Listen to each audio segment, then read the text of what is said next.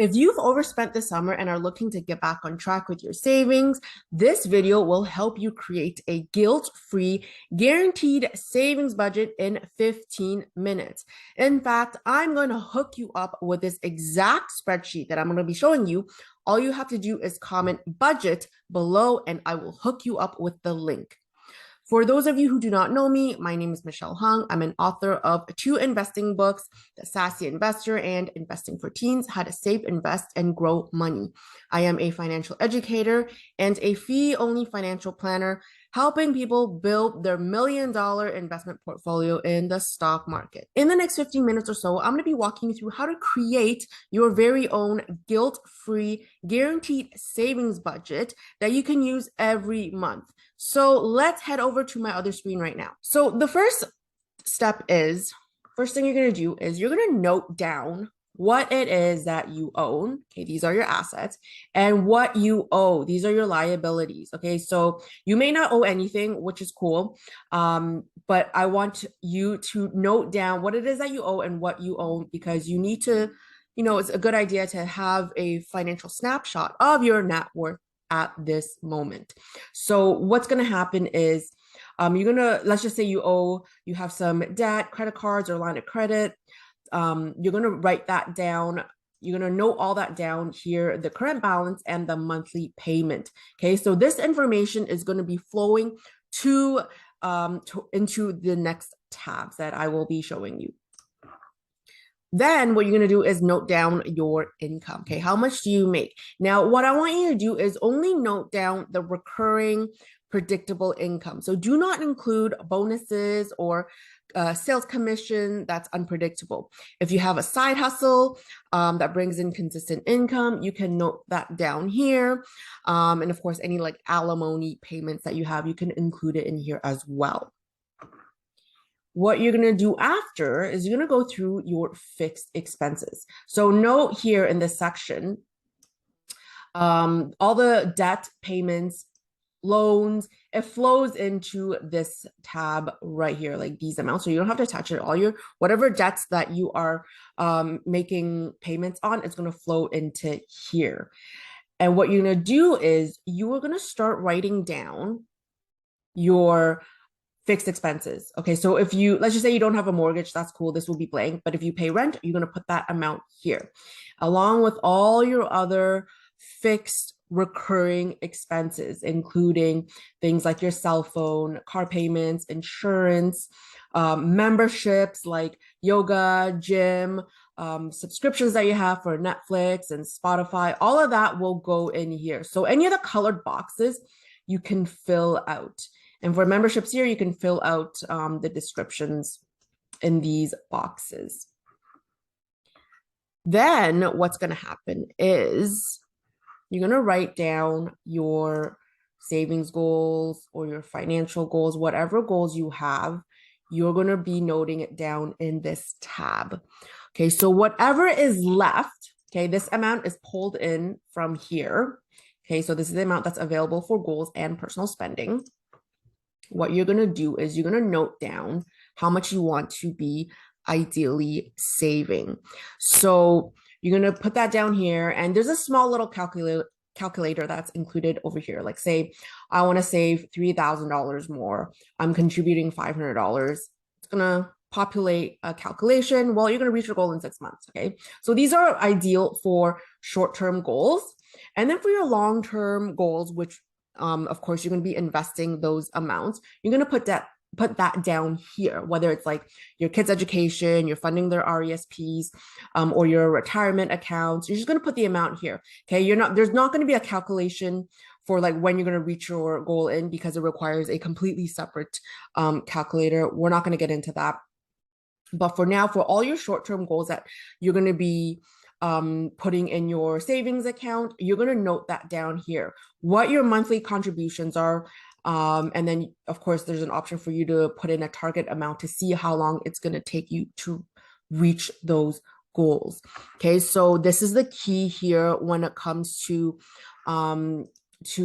reaching your goals, guaranteeing your savings goals, because these amounts are factored in just as high as your fixed expenses. Okay, notice how you're putting this in before we go on to calculating what's left for your variable spending. So before we get into that, what you're going to do here is once you've established how much you want to be setting aside towards your savings, whether it's your emergency fund or you have like a trip fund, whatever it is, what you're going to do is you're going to be setting up automatic savings. Okay, you're going to have a separate savings account from, the account that you get paid from, probably your checkings account. And what you're going to do is I'm going to show you an example. So I use EQ. So here, when you go to, and this will work for like bank accounts as well, or whatever financial institution you're with, it allows you to have an option to transfer between accounts. So from, let's just say, your checking account and then towards your savings account. Okay, you're just going to put those in. But down here, okay, so you can do it like immediately. This is today's date. But notice how there's a tab, a drop down menu for frequency. Okay, this is where you can set up the automatic transfers. Okay, you could do it on a daily basis, or ideally every 2 weeks. Let's just say you get paid twice a month. You can set it up so that it's every 2 weeks. Okay, how many occurrences and the end date. Okay, so note that recurring transfers will be processed on the next business day. So let's just say you plug this in. You're gonna note the date. And then, or you can have the option to continue forever without a preset date. Okay, so you can always cancel this. But ideally, let's just say you get paid on the 10th of every month. You want to set this up for the 11th. Okay, so that it is out of sight, out of mind. There's no excuses for saying like, oh, like I forgot to do the transfer. Okay, when you set up automatic savings, you are basically guaranteeing your savings goals. Okay, and of course, as long as you don't touch that money, which is why it's important for you to have a separate account. Okay, that's away from where you normally spend from. So for me, I use EQ. I don't even have a debit card for that account, which is great because then I can't touch it. So after that, whatever is left for the month, okay, available for variable spending each month. So based on these numbers that are currently in here, okay, I'll show you how to tweak this. So what you're gonna do is you're gonna break that down on a weekly basis. Okay, so whether this month has 4 or 5 weeks, you can choose whether it's 4 weeks or 5 weeks. Okay, let's just say it's 4 weeks. The key here is you're not gonna spend more than this amount every month. Okay, and then on a weekly basis, this is the amount you have to spend each week. So in this case, as an example, it's $315. You are going to make sure that you do not go over that amount. You can buy whatever you want. You want to eat out every day. If you want to spend it all on clothes or whatever, you can do whatever you want. Just do not go over this amount each week. You're going to treat it like your allowance.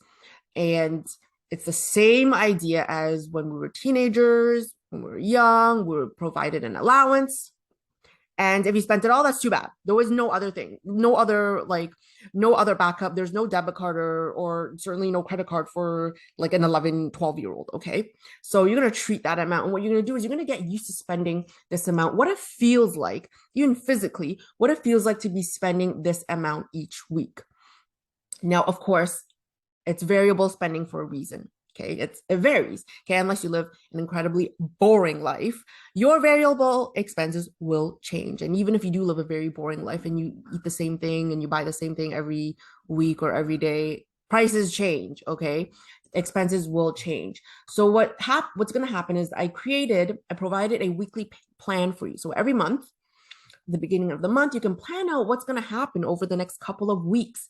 So let's just say for the next 4 weeks, for the month, there's the first week, there's your girlfriend's birthday or a friend's birthday, and you're going to be spending a little bit more, right? Maybe, you're going out for a dinner, you're going to spend that much money, right? That amount.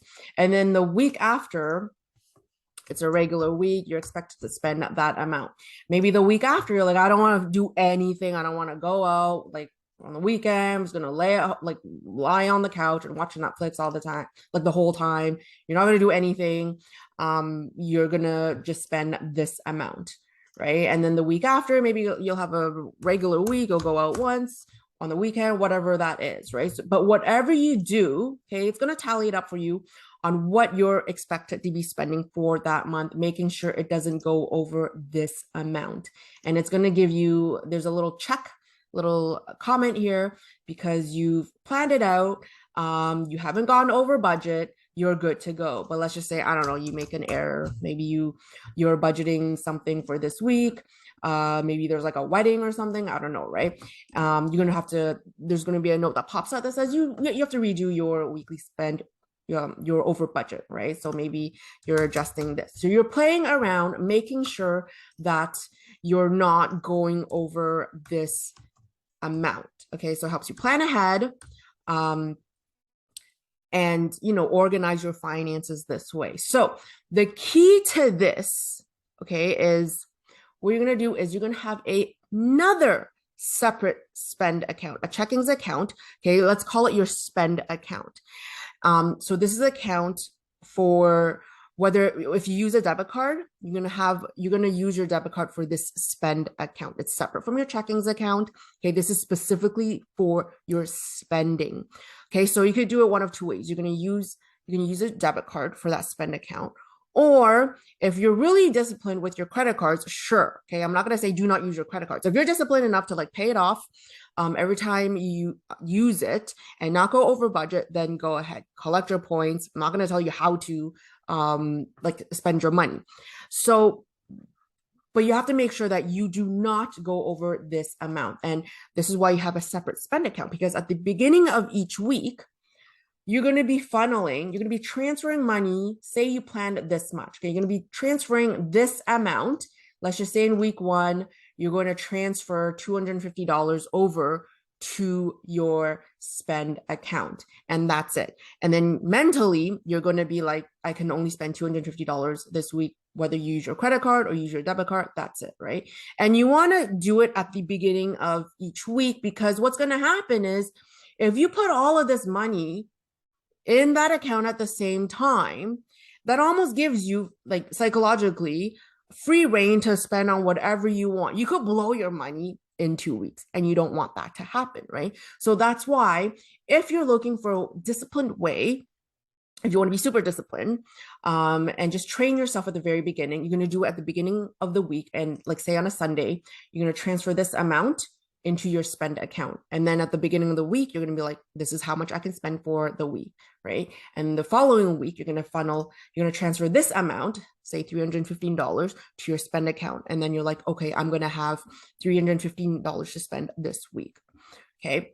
And then if it just so happens that you haven't been spending all the amount, the full amount each week, you're going to have a buildup, which is great. You have leftover money, right? And you're making sure you're not spending more than this monthly amount. So let's just say at the end of the week, you're like, well, I have like $200 left over. I haven't spent it. Great.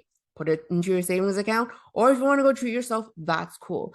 But just know that you don't have to feel guilty about it, because you have allocated that towards your entertainment spending, your variable spending, because you know that you've already set aside your savings contributions automatically. That's been transferred to your savings or your investment accounts already.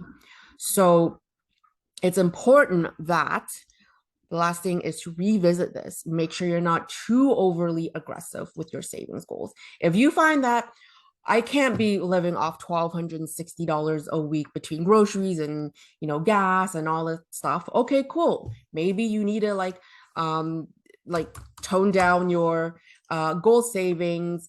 Maybe you're too aggressive. Maybe you can only, do half of your savings goals. Whatever it is, it's all about tweaking these numbers so that you're striking a balance between your savings, okay, for the future, for whatever goals you have, and also your lifestyle, right? You don't want to resent your life. You want to make sure that you have enough to live. You feel good about this, your savings journey, and that you're like really you're happy you're happy with what it is that you're working with. Okay, because the last thing you do is you don't want to be resenting your life. And I get it. You can only cut back on so much of your expenses before you start, hating yourself. So it's all about having a balance between, your savings goals and your variable spending. But the important thing is to make sure you are setting up automatic savings. So money is being transferred automatically on a monthly basis, so that it's a set it and forget it thing. So this is the spreadsheet that I, give to my students and my clients. So if you want a copy of this, go ahead and comment below this video budget.